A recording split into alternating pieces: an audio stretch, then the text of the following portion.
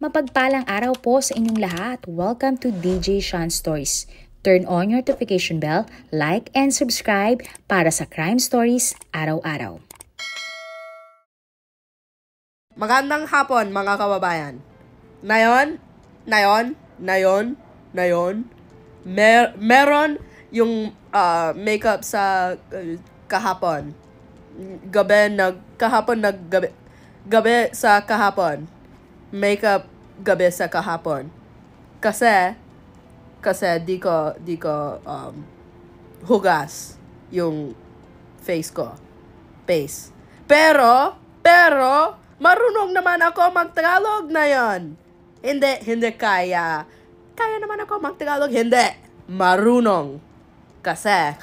October 24, 2025, araw ng Biyernes, isang nakakalungkot na balita ang bumalaga sa buong Pilipinas. Ang kilalang TV show host na si Kim Atienza ay pinost sa social media ang biglaang pagpanaw ng kanyang bunsong anak na si Eman at ang dalaga nga ay 19 years old lamang. Ito ay istorya nga ng isang dalagang minahal ng napakarami, sinubaybayan sa social media, ngunit dahang-dahang nalunod sa pressure ng kamunduhan at mundo ng social media. Sino nga ba si Eman? Si Eman o Emmanuel Hang Atienza ay ang bunso sa tatlong anak ni Kim Atienza at ni Felicia Hang Atienza. Ang kanyang ama ay kilala nga bilang Kuya Kim na isang Filipino TV personality na nagbibigay ng trivia stints sa TV at naging konsehal ng 5th District ng Maynila ng 3 termino. Ang lolo nga ni Eman ay si Lito Atienza, ang naging mayor ng Maynila mula 1998 hanggang 2007 at siya nga ay nagkaroon din ng ibang posisyon sa gobyerno. Ang nanay naman ni Eman na si Felicia ay isang Taiwanese Filipino. Si Felicia ay isang passionate educator, environmentalist at fitness enthusiast. Isa nga si Felicia sa nagtayo ng Chinese International School, Manila.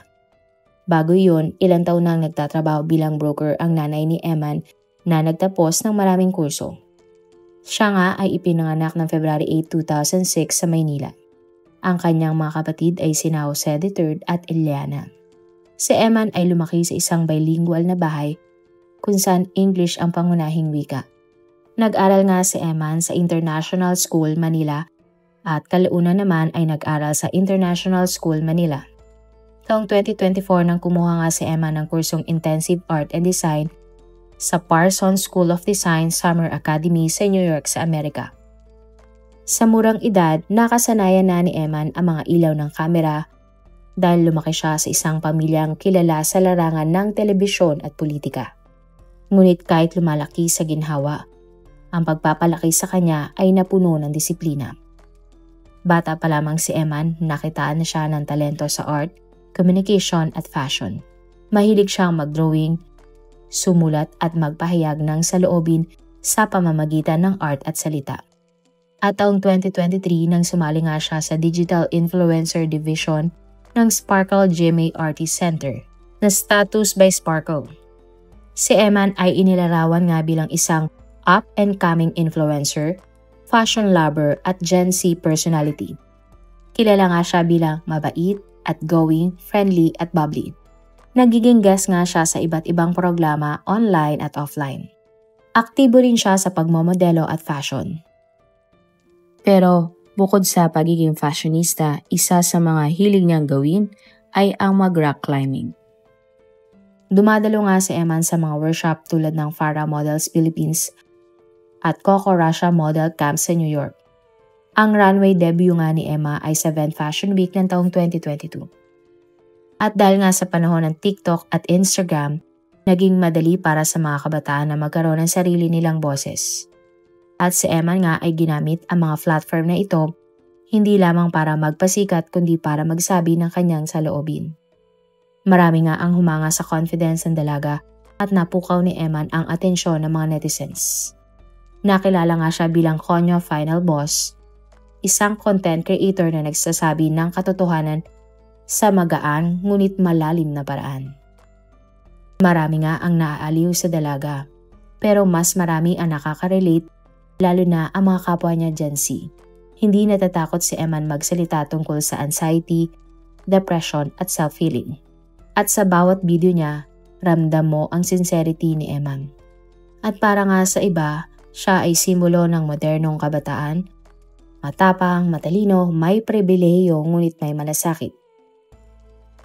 Sometimes people ask me, like, how do I have the confidence to post a certain thing? Like, how do I have the confidence to do this or that? How did I get confident, basically? And not just people online. Like, I've had friends who've known me for many years ask me, like, how did I all of a sudden gain this confidence? Because for the longest time, I was a very insecure person. I was quite closed off, and I hid a lot of, like, my personality, a lot of my quirks, because I didn't want to be viewed in a way that could be perceived as unattractive. But yeah, madalas ding i-post ni Eman ang kanyang physical activities, lalo na ang kanyang rock climbing, kanyang pamamasyal at kanyang fashion statement. Ngunit gaya ng madalas nating makita sa social media, kapag tumataas nga ang tagumpay o sumisikat ang isang content creator, mas dumadami ang mga bashers sa kanila. Taong 2024, isang TikTok video ni Eman ang nag-viral at nagdulot ng matinding pangbabatikos sa dalaga. Guess the bill. I guess it's 110,000. Sa video nga, makikita siya kasama ang ilang kaibigan sa isang mamahaling Japanese restaurant kung saan gumawa sila ng Guess the Bill Challenge. Sa Guess the Bill Challenge, ang lahat nga ng mga kasama sa grupo na kakain ay manghuhula kung magkano ang kanilang buong bill o ang buong halaga ng kanilang kinain. At kung sino nga ang may pinakamalapit na hula, siya ang dapat magbayad sa kanilang kinain. Pagkatapos nga ng laro, lumabas sa resibo ang halagang humigit kumulang 133,000 pesos ang kanilang total bill. Agad nga na kumalat ang video at binatikos ng mga netizens si Eman. Tinawag siyang insensitive, mayabang at walang pakialam sa harap ng iba. Para sa ilan, hindi naging maganda ang dating nito at binatikos sila na tila ipinagyayabang umano ang kanilang yaman. Marami din ang pumuna sa napakamahal na pagkain at sinasabing labis naman ang paggasda ng dalaga. May nagsabi din na mahigit 100,000 pagkain ang katumbas ng 2 semester na tuition fee ng kanilang mga anak sa kolehiyo. At ang mas nakakalungkot, ang ilan pa nga ay nagsabi ng masasakit na salita laban sa itsura at pagkatao ng influencer. Tinawag din si Eman ng mga netizens na Nepo Baby. Ang Nepo Baby nga ay isang termino para sa isang tao na naging matagumpay sa kanilang karera dahil sa katanyagan o impluwensya ng kanilang mga magulang. Pinaniniwalaan nga na ang Nepo Baby ay may advantage sa kanilang buhay dahil sa yaman ng kanilang mga magulang o pamilya. At dahil nga si Eman ay mula sa pamilya ng mga kilalang politiko at ang kanyang ama ay sikat na personalidad, siya ay binansagangang Nepo Baby. May ilang pang nagsabi na ginagamit lang umano ni Eman ang kanyang apelido para sumikat. May mga akusasyon din kay Eman na ang kanyang marangyang lifestyle ay bunga umano ng korupsyon. May netizens naman na nagsabi tila hindi daw alam ni Eman ang kanyang tinatamasang yaman ay mula sa paghihirap ng tax ng mga Pilipino. One of the most frustrating pieces of misinformation that was spread about me during the Guess the Bill controversy when everyone was hating on me in the Philippines. Because trust me, there was so much misinformation. Gaya nga ng ibang binansagang Nepo Baby, harap-harapang sinagot ni Eman ang mga issue na ito. Ayon kay Eman, ang video ay isang joke lamang at hindi nila intensyon na ipagyabang ang kanilang ginastos, kundi bahagi lamang ito ng kanilang content. Nilinaw din ni Eman na ang dinner na iyon ay libre ng agency ng isa niyang kaibigan na karawan noon at hindi talaga nila binayaran ang 133,000 pesos. Ganun pa man, sinabi ni Eman na kung siya nga ang nagbayad ng bill at kung meron siyang ganun kalaking pera, choice at kalayaan niya yun kung saan niya gagastusin ang pera na kanyang pinaghirapan. Sinabi din ni Eman na hindi naman niya dinedenay na siya ay Nepo Baby at kailanman ay hindi niya idinenay ang mga pribilehiyo na meron siya. Naglabas din ng sama ng loob si Eman sa isang brand na ipinost siya at nagsabi na ang mayayaman na tao ay dapat nagbabahagi ng pera nila sa mga kapuspalad. Ayon kay Eman, kung siya ay huhusgahan ng brand na ito, dapat maging lahat ng celebrity o social media personality ay husgahan din. Dahil ayon kay Eman, ang ibang sikat na iniidolo ng mga nangbaba sa kanya ay mas malaki ang kinikita at mas malaki ang ginagastos. Pero tingin niya hindi naman ito nagbabahagi ng kanilang yaman sa mga kapuspalad. Iginit din ni Eman na hindi siya dapat ang atakihin ng mga taong may advokasya ng kahirapan ng Pilipinas. Ang problema daw na iyon ay hindi daw siya ang may gawa at gobyerno dapat ang gumawa ng solusyon sa kahirapan. At March 11, 2025 naman nang muling naharap sa pangbabatiko si Eman dahil sa kanyang isang video content. Sa kanyang video makikita ang isang screenshot tungkol sa pagkakaaresto ng ICC sa dating Pangulong Duterte. Nilagyan pa ito ng Eman ng kanta na may pamagat na Happy Christmas. Makikita din si Eman na nakangiti habang tinuturo ang screenshot at iba pang facial reactions. At dahil dito, nakatanggap si Eman ng pangbabash mula sa mga taga-suporta. I've gotten a rise in hate comments recently due to a certain political post that I made. I'm not gonna name any names, but there are definitely that's in my message request right now. Anyway. Ng dating Pangulong Duterte dahil sa kanyang naging content. At August 28, 2025 naman nang muling nag-viral ang isang reaction video ni Eman tungkol sa isa niyang content. Ayon sa comment, ang ginawa umano ni Eman na pagsuot ng ukay na damit ay hindi pagpapakumbaba. Dapat daw ay tigilan na ni Eman ang pagro-romanticize ng idea na rich but humble. Pero ayon kay Eman, sunod-sunod na nga ang misinformation tungkol sa kanya dahil sa unang issue ng Guess the Bill Challenge. Isa nga sa mga misinformation kay Eman ay ang mga akusasyon ng kanyang marangyang lifestyle ay umano'y bunga ng korupsyon. My lifestyle, my schooling, my house, my travels, my clothes, etc. are funded by politicians, are funded by the government, are funded by corruption. Yes, my one grandfather and my aunts and uncles on my dad's side are in politics. But I want to make it so clear that my immediate family, my sister, my brother, me, my mom, my dad, do not get financial support of any means from that side of the family. My mom is the breadwinner, meaning she brings home the money, and her family is not in any way, shape, or form related to politicians. She came from a Taiwanese family. She studied so hard. Sa kabila nga ng pagiging bahagi ng isang kilalang pamilya sa politika, mariin niyang iginiit na wala siyang tinatamasang benepisyo mula rito. Diretsahang itinanggi ni Eman na galing sa pera ng gobyerno ang kanyang pag-aaral, bahay, mga biyahe, at maging ang kanyang pananamit. Binigyan din niya na kahit may ilang miyembro ng kanyang pamilya sa panig ng kanyang ama ay nasa politika, hindi ito nangangahulugan na doon nagmula ang kanyang mga luho.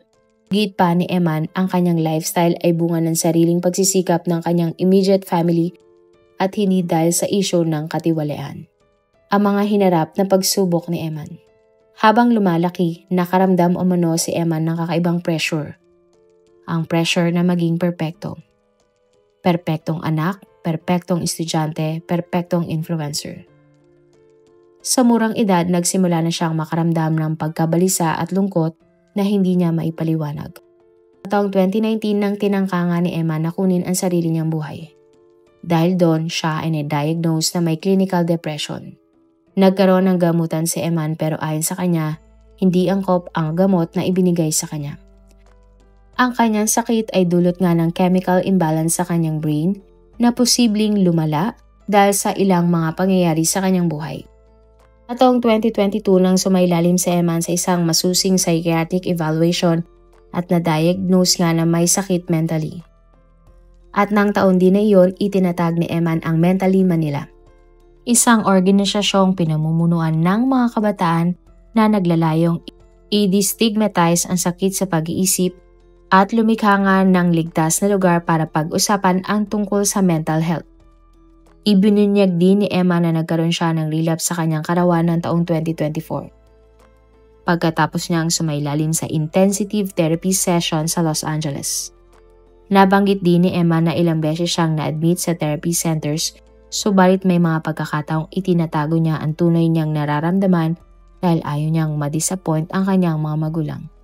Ang kanyang pagiging bukas sa ganitong mga issue ay nagbigay nga ng inspirasyon sa maraming kabataan. Matapang na isinalaysay nga ni Eman ang lahat ng kanyang battle to mental health sa YouTube channel ng sikat na celebrity at blogger na si Tony Gonzaga.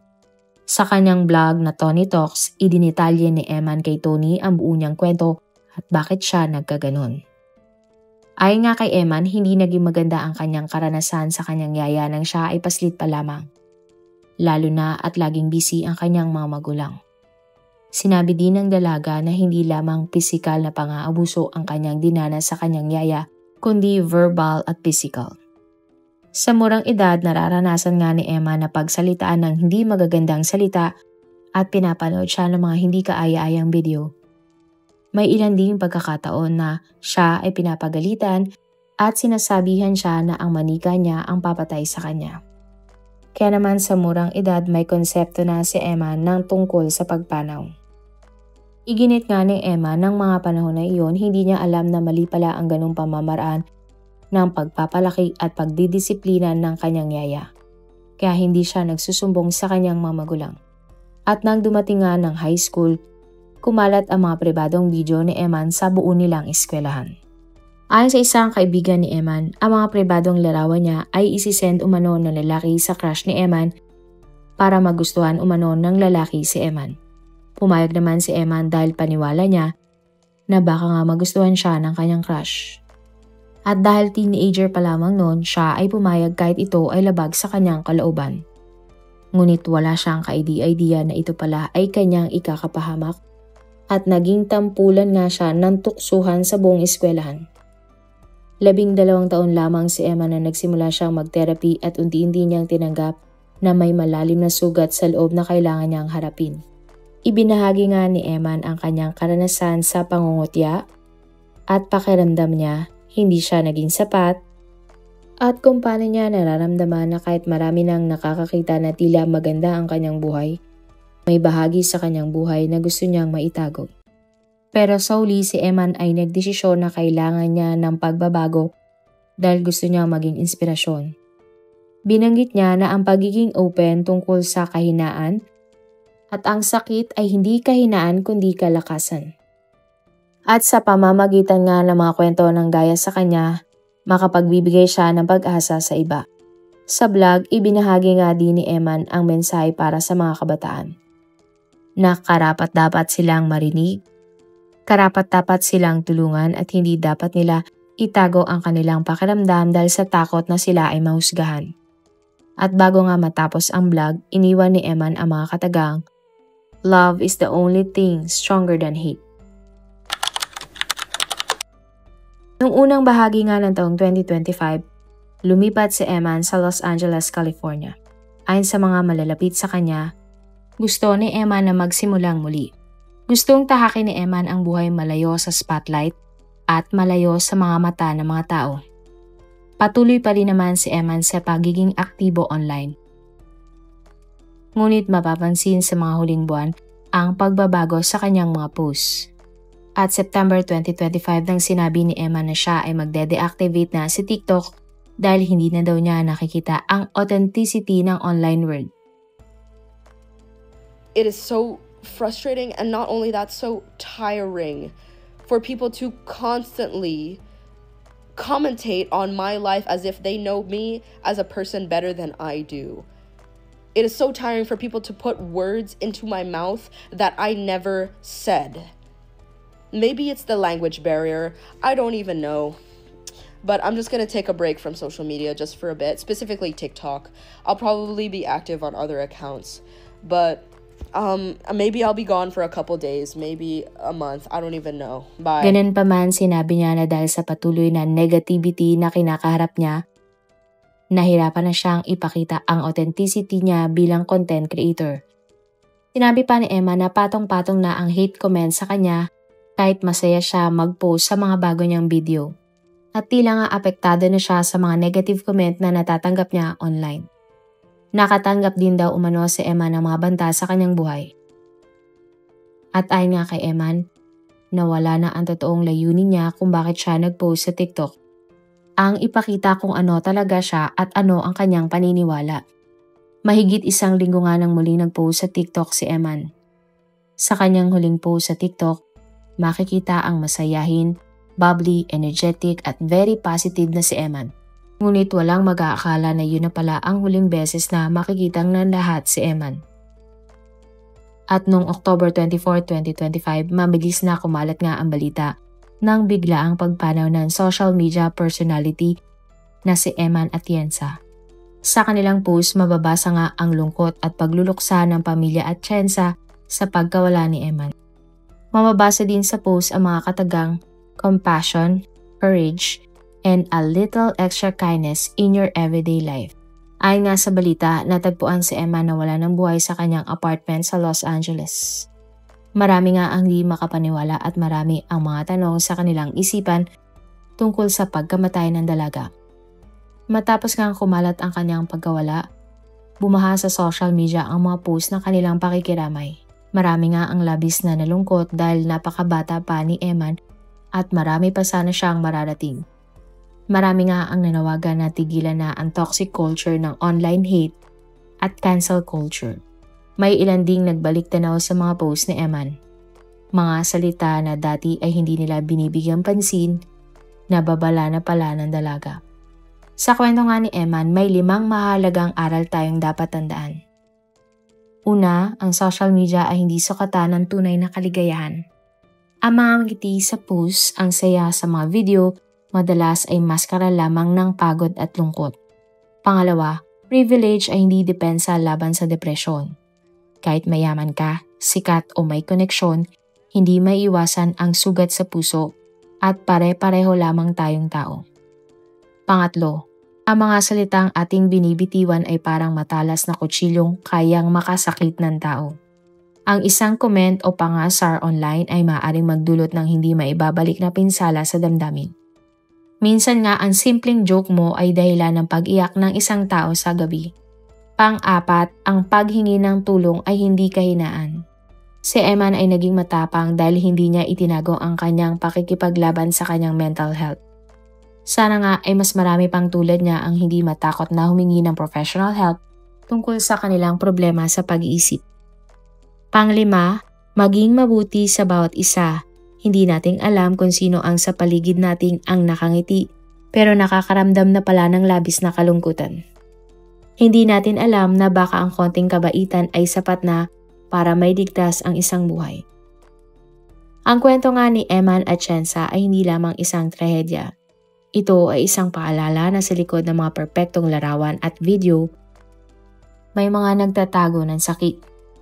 Na sa kabila nga ng ilan sa kanilang kasikatan, may mga kaluluwang nag-iisa sa gabi. Kung may pinagdadaanan ka ngayon, kung tila walang liwanag sa dulo ng daan, ito nga ang mensahe ni Eman. Hindi mo kailangang mag-isa, may tutulong sa'yo. Kaya bago mo isipin na wala kang halaga, tandaan mo, may mga taong nagmamahal sa'yo at may Diyos na nakikinig. Sa mundo nga ngayon ng social media, karamihan ng mga posts ay parang isang pelikula, na ang bawat storya ay may behind the scenes na minsan ay walang nakakaalam. Kaya naman dapat matuto tayong sumuri sa ating mga pinapanood at kinukonsume online. Huwag gawing sukatan ang tagumpay, saya ng ibang tao at tandaan lagi magdasal. A little compassion and kindness will make a better world. Marami pong salamat sa inyong panonood. Meron ba kayong mga kwento na gusto nyong i-share sa ating mga manonood? O kung may personal po kayong kwento na gusto nyong i-feature sa ating channel, i-comment down below nyo lang ang inyong mga suggestions.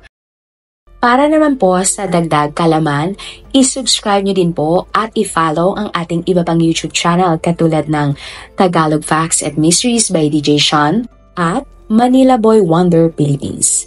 Marami pong salamat sa pagsuporta nyo sa aming mga channel. God bless everyone!